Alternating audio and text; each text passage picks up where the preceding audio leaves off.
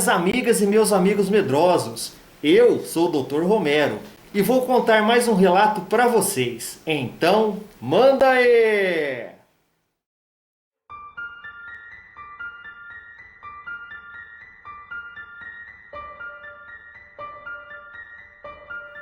E aí, minhas amigas e meus amigos medrosos? Estavam com saudade do Dr. Romero? Eu também estava com muita saudade de vocês, viu?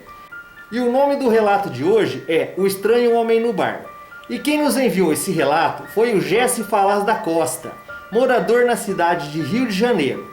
Esse relato aconteceu com seu tio-avô. Esse tio-avô do Jesse, ele era irmão da sua avó Ana, e foi ele mesmo que contou a história para o Jesse. Então vamos ao relato. No ano de 1950, o seu tio morava em Irajá, subúrbio da Zona Norte na cidade do Rio de Janeiro, próximo ali ao cemitério de Irajá. Então, em uma certa noite, ele estava sozinho bebendo em um bar. E com o passar do tempo, foi ficando tarde. O bar já ia fechar e o tio-avô ele decidiu tomar a saideira para depois pagar a conta e ir embora. Nesse bar, além do proprietário e o tio-avô, só tinha mais um cliente, um homem que estava tomando todas por ali também. Esse homem, ele era pra lá de esquisito. Muito pálido, quieto, alto e mesmo sentado dava para se notar a sua altura. Então, no mesmo momento, quando o tio-avô terminou a sua cerveja e pagou a sua conta, aquele homem também terminou a sua bebida e pagou a sua conta também. E quando ele já estava indo embora, o tio-avô, vendo que aquele homem ia na mesma direção que ele iria, ele chegou nele e disse se os dois poderiam ir embora juntos. O homem concordou e juntos foram caminhando pela rua.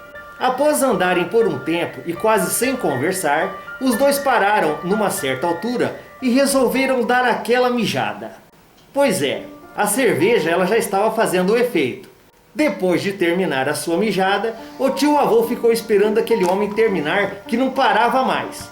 Próximo de uma árvore, aquele homem mijava mais que um cavalo.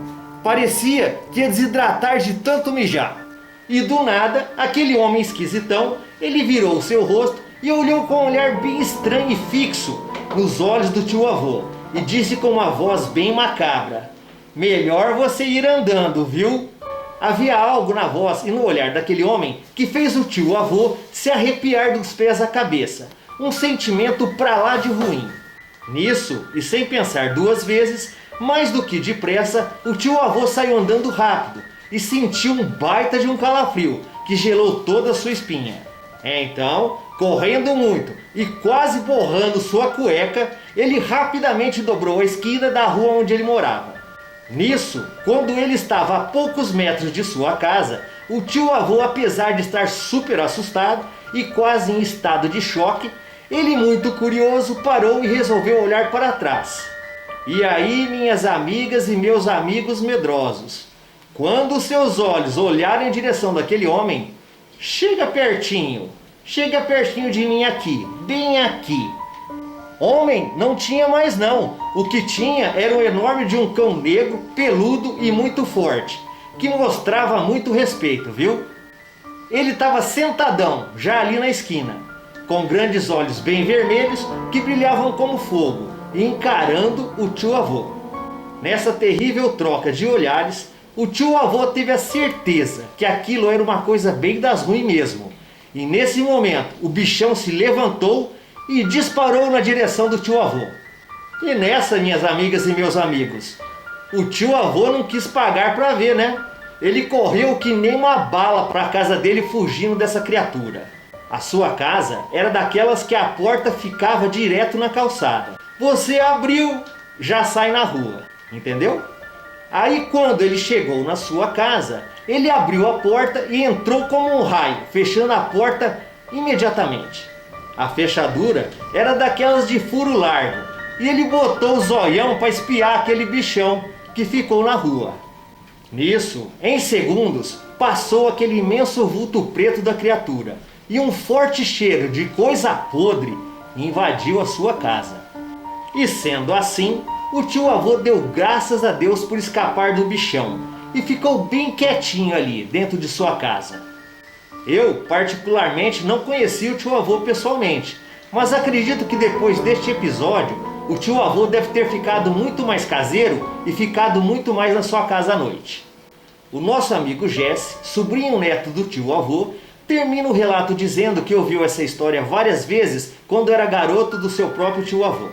E agora, já adulto, de uns 2 anos pra cá, ele se interessou por relatos de lobisomem e ficou arrepiado ao constatar as semelhanças com o relato do seu tio avô com o de outras pessoas e principalmente em relação do cheiro podre do bichão.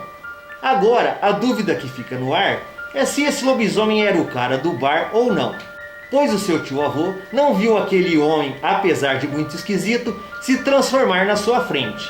Sinceramente, eu, o Jesse e todos aqui do canal, escutando esse relato, dá-se a entender que era aquele homem esquisitão sim. Ainda mais quando ele, com uma voz macabra, manda o tio avô sair de perto dele, não é? E esse foi o relato do tio avô do Jesse, nosso amigo inscrito, que foi compartilhado aqui no canal RDR. Um muito obrigado e um grande abraço, meu amigo Jesse do Rio de Janeiro. E aí, minhas amigas e meus amigos medrosos, gostaram do relato? Se gostaram, não se esqueçam do like, pois isso ajuda muito o canal. Se você tiver um relato, escreva para este e-mail que está aparecendo aqui, doutorromero@gmail.com, e eu ainda contarei o seu relato. E me acompanhem agora na 3ª temporada. Mais uma vez, um grande abraço e até a próxima!